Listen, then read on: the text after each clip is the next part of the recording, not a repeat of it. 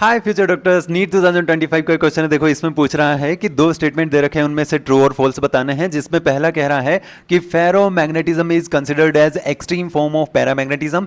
ये बात बेटा बिल्कुल सही है। आपको अगर पता है तो हमें यह सिखाया जाता है कि कभी भी एक किसी एटम में अनपेड इलेक्ट्रॉन प्रेजेंट है, मतलब वो फेरोमैग्नेटिक हो सकता है या पैरामैग्नेटिक हो सकता है। अभी के लिए हमें अगर बताना है कि यह स्टेटमेंट कहना क्या चाह रहा है, तो हम ये बताएंगे कि इनके जो पार्टिकल्स है वो इलेक्ट्रोमैग्नेटिक फील्ड में अट्रैक्ट होते हैं। किनके? फेरोमैग्नेटिक पार्टिकल्स जो होते हैं वो। अच्छा, तो पैरा भी होते हैं क्या? बिल्कुल होते हैं, लेकिन ज्यादा इफेक्टिवली कौन होते हैं? Ferromagnetic particles. अच्छा, इसमें होता क्या है, ये जो पैरामैग्नेटिक पार्टिकल्स हैं उनका मूवमेंट कुछ एक डायरेक्शन में होता है, ऐसा सेम डायरेक्शन में इनका मूवमेंट होता है। जबकि अगर आप बोलेंगे कि फेरोमैग्नेटिक ऐसा होता, तो आप कहेंगे कि एक पार्टिकल राइट होगा और अपवर्ड होगा तो एक डाउनवर्ड होगा, फिर बाकी के दो पार्टिकल अपवर्ड होंगे तो फिर से एक डाउनवर्ड, फिर अपवर्ड, फिर दो डाउनवर्ड। ऐसा कुछ इस टाइप से इनका मूवमेंट होता रहता है पार्टिकल्स का। आपने देखा होगा कभी भी अगर हम एक सिक्के को मैग्नेट पे स्टिक करते हैं, फिर निकालते हैं, फिर स्टिक करते हैं, ऐसा करते करते जनरली सडनली हम किसी दूसरे आयरन वाली चीज पे अगर उसको स्टिक कर दें या कोई दूसरी चीज पे स्टिक कर दें तो सडनली स्टिक हो जाता है। इसका मतलब ये हुआ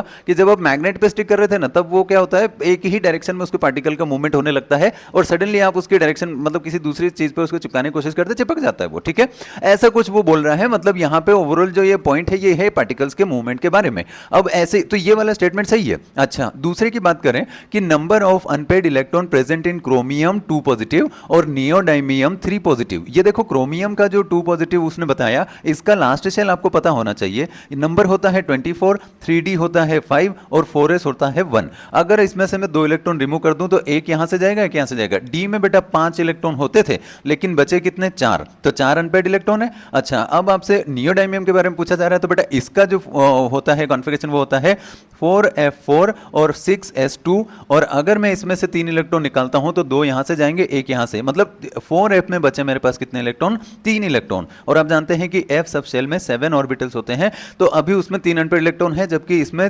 4 अनपेड इलेक्ट्रॉन है। तो दूसरा वाला स्टेटमेंट जो है वो आपका इनकरेक्ट माना जाएगा। अगर हम यहां से देख रहे हैं कि first true and second false कहां दिया है, तो फर्स्ट हमें दे रखा है यहां पे first true and second false, तो फोर्थ हमारा आंसर होगा। Thank you.